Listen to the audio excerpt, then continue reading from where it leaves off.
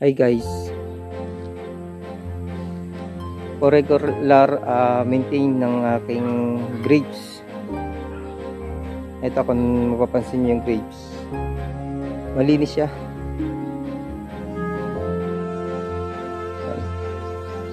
Bawas yung dahon niya, tapos yung mga suloy talaga niya wala, tinatanggal ko.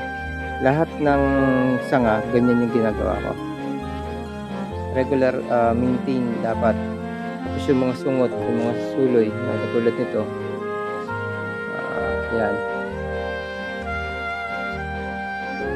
ito tinatanggal yan. Lahat dapat walang tutubo. Kung may maliliit, pag lumaki-laki siya na kaya na natin tanggalin na natin. Basta yung kaya nang tanggalin, kasi kakain pa ng protina yan.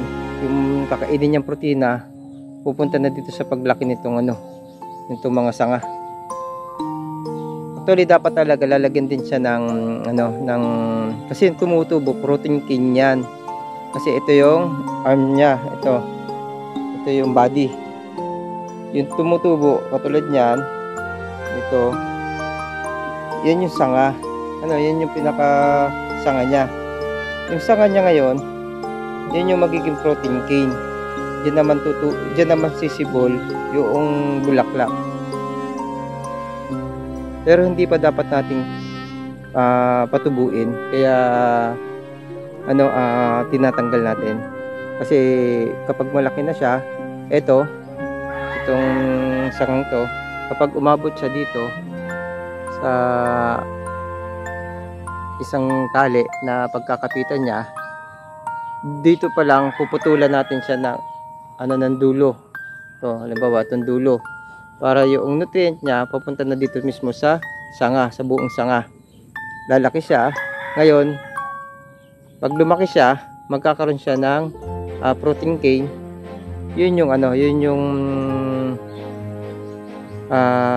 papatuloyin natin kapag malaki na to. Tapos protein cane, papatuloy na natin yon, kasi yun yung paglalagyan ng bunga. Ngayon kapag humaba siya na wala pa siyang bunga, kasi bagong sanga to, magpo-pruning tayo. Pag nag-pruning tayo, dun magkakaroon ng bulaklak. Lahat ng ubas natin, ganun yung ginawa ko. Yan. Ganun lahat. Ito, sumisibol siya kasi ito yung magiging sanga. Yan, meron yan. May mga pagitan siya. Yan. Tapos ito yung mga bagong puno natin. Ito pala guys, itong halaman na natin.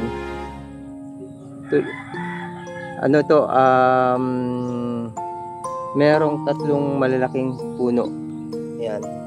Malalaking puno siya. Nag-start na yan bumunga.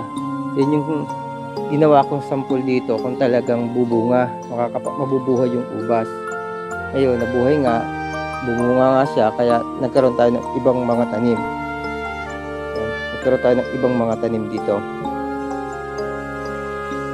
Nung itinanim ko to, nung itinanim natin itong mga sunod na to, yan, na-pruning ko na itong malaking puno. Meron pa nga yung alambre dito sa taas, nilalabag, dapat palawit yung bunga. Ganito na siya kalaki. Tapos naglagay na rin ako nito, napakapit ko na siya. Sumibol na o tumubo na yung mga sanga niya, yung arm niya. Nang hinayang na akong putulin pa. Kasi dapat sa ganitong style ng taniman, itong ganitong style ng taniman, dapat pinutol ko to. Itong puno, ito, dapat pagdating dito sa tapat ng tali, yung taling yan, unang tali, dapat pinutol ko na siya dito sa katawan niya. Kung pinutol ko sa katawan niya ito, magkakaroon siya ng ganitong sanga. bubuhayin dapat natin yung dalawang sanga. Dalawa.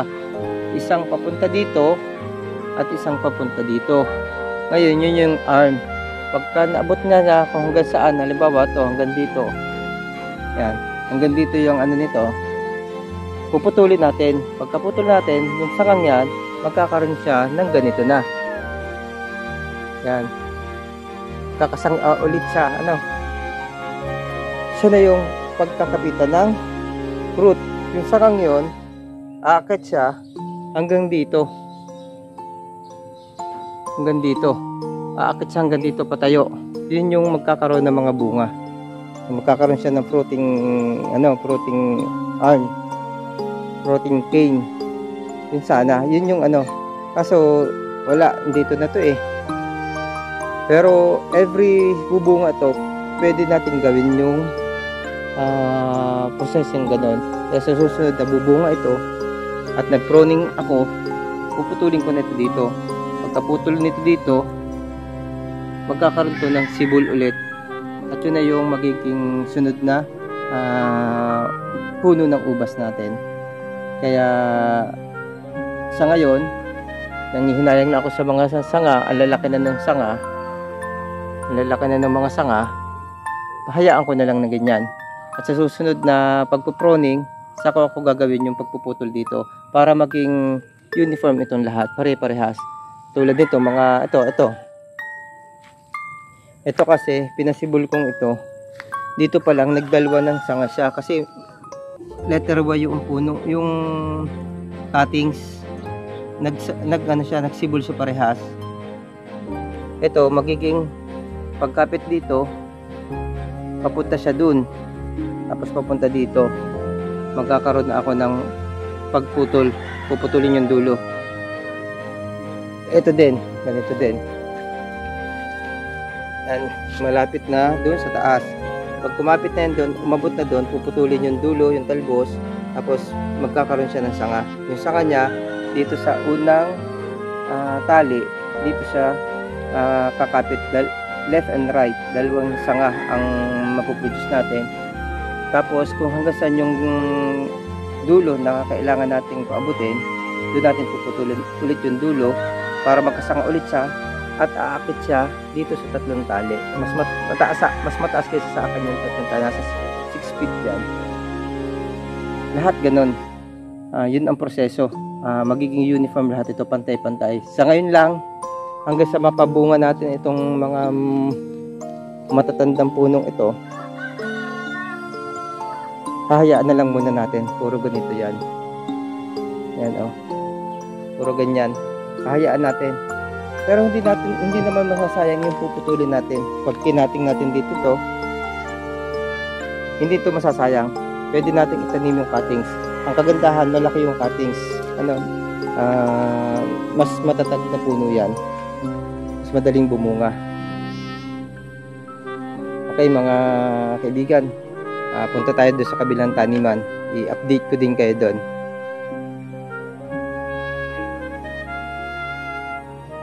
Kaibigan, bago tayo pumunta doon sa kabilang halamanan, update ko pa pala kayo dito sa mga tanim na bago, yung mga last week nating itanim.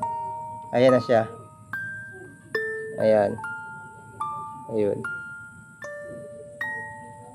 Update tayo, last week natin natanim yan. Ito na siya.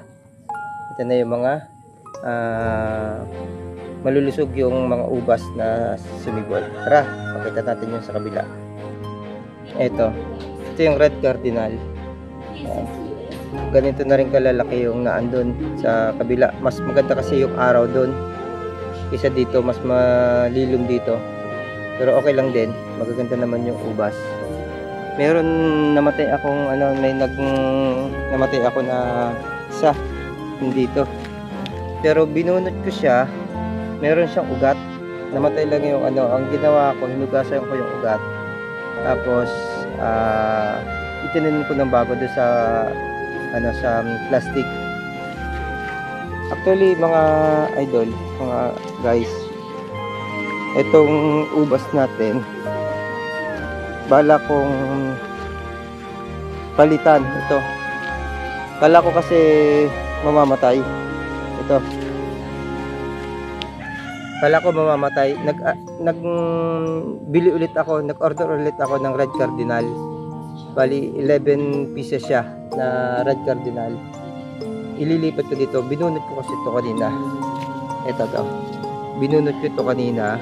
May ugat din katulad ng binunot ko dun. May ugat. Hindi ko na lang tinuloy na bunutin to kasi hayaan ko muna.